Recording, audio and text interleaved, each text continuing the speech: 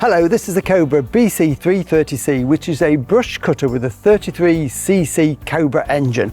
And this is how it arrives with you, strong cardboard box. So what I'm going to do is just unpackage it, take everything out, and then I can show you how to assemble it ready for cutting brushwood around your garden.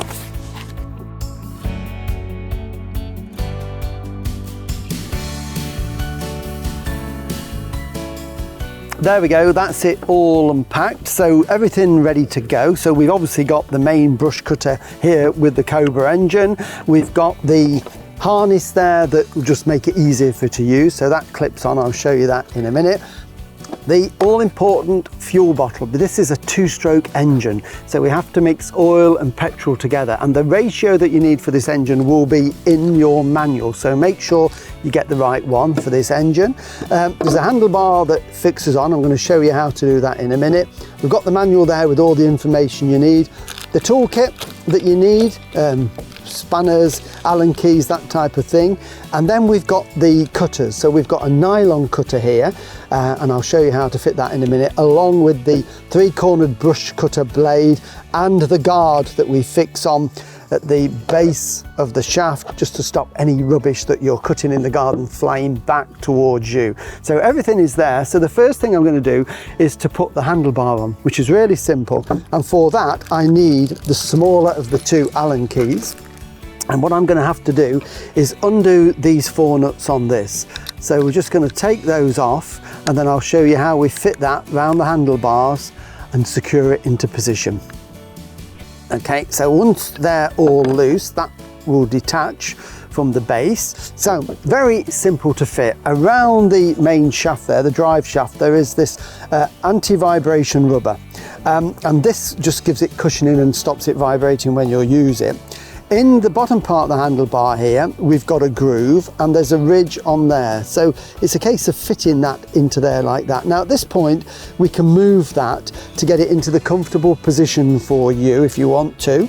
And then the top piece just fits on like that. And we make sure that the holes are lined up, and then we can use the Allen key to tighten that up, and we want it really tight. We don't want that to be moving around and twisting. It's got to be fixed into position. So I'll just tighten those up and show you what it will look like. Okay, so they're all tight now, so that is rigid and can't move. So put that back in the tool bag, because we need that later on. The other thing I can do while I'm here is to put on the harness. And this makes life much easier. It's very difficult to use without this. And this basically goes over your shoulders, and how you'd put it on is you clip it free there, put it on as if you're putting on a jacket, and then close it around the front of your body like that. That's fully adjustable with the buckles here, so you can make it fit you. And then this piece here just simply clips on to this here, so we just hook that onto there, and that's just a little cushion between you and the shaft. So you would wear that over your shoulders when you're using it. So it makes life so much easier.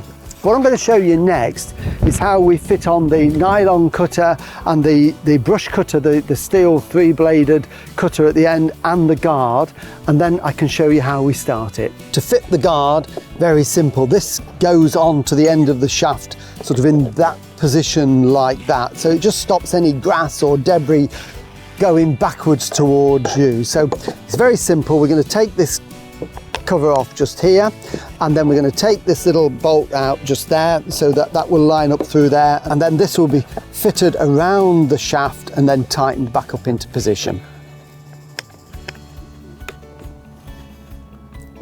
So they're all loose now, so that will come apart into the three pieces like that. And then we've also got to take out this little bolt just here at the end. That's important, we take that out. So to fit this, first thing we're going to do is fit the base plate there, and that is going to line up with this hole, and it sits underneath. To cushion it, you'll find this piece of rubber here, so that goes around there like that, and then that holds into place, and that little bolt there goes through the hole and into the base of the shaft. At this stage, we just want this finger tight, because it's got to be able to move, because then we are getting the main guard here that then slides into position there, and then this goes underneath like that. So that means that those holes are all in line with that. We can now tighten that up to hold that firmly into place. And the little split washer there will stop that from vibrating out. So that's nice and tight. Okay, and then we've got the rubber in position there. We can then put that over the top, making sure that get it the right way would help, like that. So that you can see fits nice and snugly. And then it's just a case of tightening those bolts down, which will go through to that base plate, and that will hold everything securely in place. So we need to make sure it's really tight to stop it vibrating off.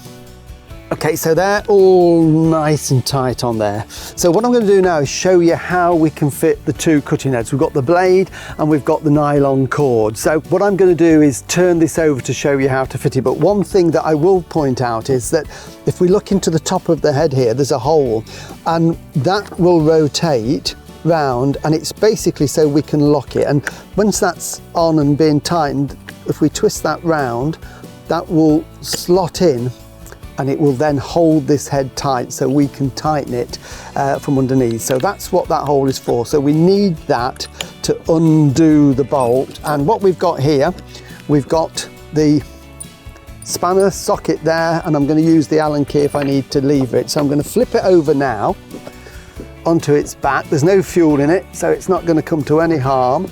I put the pin into the hole, so that's locked that.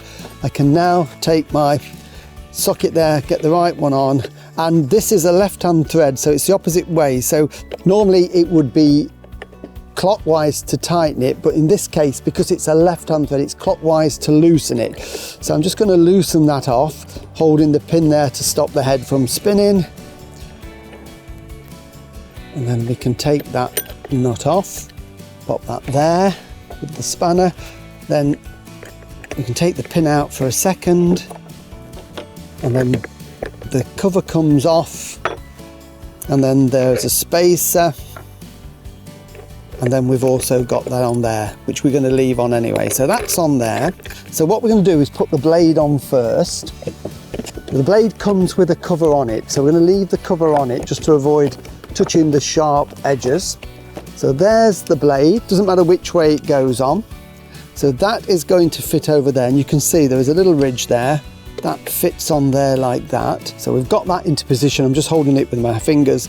We've got the spacer on there, and that locks into position. Then we've got this cover here, and then we've got the bolt. And then remember, it's the opposite way to put that on. So I'm going to do it just finger tight to start with. So it's in an anti-clockwise direction to tighten this. And then just to make sure it's tight, I'm going to get the little bar again and just push this into the hole and just get the little socket. And then I can put the Allen key through there just to give a little bit of leverage, holding it in place with the pin, and that is really tight there. So that won't vibrate off at all. And then when we do need to use this, all we need to do is to take off the cover here like that. And we can see then we've got the blade there. So don't take that off until you're actually going to use it. So I'm going to put that back on now because we're not going to cut with it. And then I'm going to show you how we would swap that over. So it's a reverse procedure. So it's the pin locked into position, and then we're going to take that off. So we're just doing it again in a clockwise direction like that. And then I can finish it off with my fingers. So we've got the bolt, we've got the cup spacer, the small spacer, and then that can be taken off. Make sure, of course, that that pops out because we need this piece to go back on. So that then goes back onto there, slots into position. We've got our spacer that goes back on. We don't need this when we're putting on the nylon cutting head, so we need to make sure that is put somewhere safe. Keep it with the 3 bladed one there. And then we've got the nylon head here, and it's again just a case of tightening that on. So I'm just going to start that by hand. Just tighten that on anti-clockwise. Line the pin up, and then we can do that by hand. There's no spanner needed, so we're just giving that a really good twist in that anti-clockwise direction until that's really tight. Take the pin out, and that is the nylon cutting head on. Pull out the tabs. This one is what we call a self-feed. So when you're using this, these are obviously not long enough at the moment. When you push that down, it will release. When you're actually using it, just bang it on the ground, it will release more. If it's too long, it doesn't matter, because you've got a blade here on the side of the guard that actually cuts them to length. So that is now ready to go. So what we'll do is turn that over. I'll show you how to fuel it up and show you the starting procedure. So that's the blades all fixed. So what we need to do now is get the engine ready to start, and to do that we need to put in some petrol. It's a 2-stroke mixture, which means it's petrol and oil mixed together, and the ratio for that is in your Cobra manual. So make sure you get the right one to suit the engine that you've got here. So this is it mixed up. It's using unleaded E10 petrol and then the 2-stroke oil mixed in with it. Only use fresh petrol because it doesn't last for that long. It's not like the old petrol that you keep forever and ever. This one goes off quite quickly. So once you've mixed it up, try and use it within 30 days. Certainly don't use any old petrol that you've got lying around in a can that you've had for ages. So the filler cap is at the back here. So I'm just going to swizzle that off and then just very carefully pour some of my pre-mixed petrol and oil into there. Okay, so that's plenty to get it started. Make sure the cap goes straight back on nice and tight. And then just while we're here, I can just show you some of the controls that we need for starting it. At the back here, we've got the pull cord. So that's how we're going to turn the engine over. And we've also then got here the choke. It's a manual choke on this one. So at this position, it's closed, which we'd use for when the engine is cold, when you're starting it for the first time.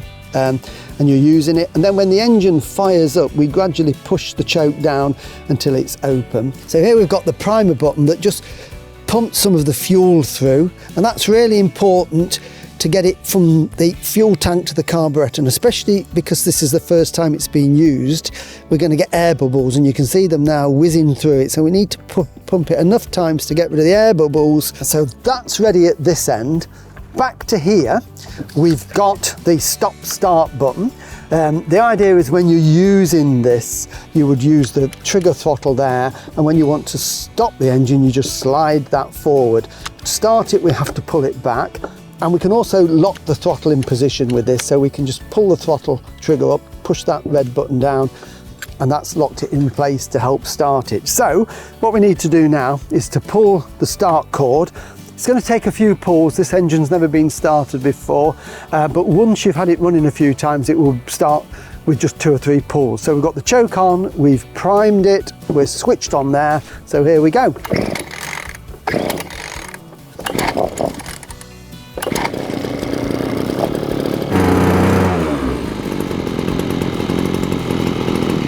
There, just worth giving it a few revs to warm the engine, then it will tick over quite nicely and it's ready for use. So we've got the blades on, we can use it all around the garden. Make sure you use it safely, of course, and remember, everything you need to know about this Cobra brush cutter is in the manual, so read that and keep it somewhere safe. And happy gardening. Remember to register your Cobra online at www.cobragarden.co.uk, and always have your Cobra serviced regularly. Check the website for your nearest dealer.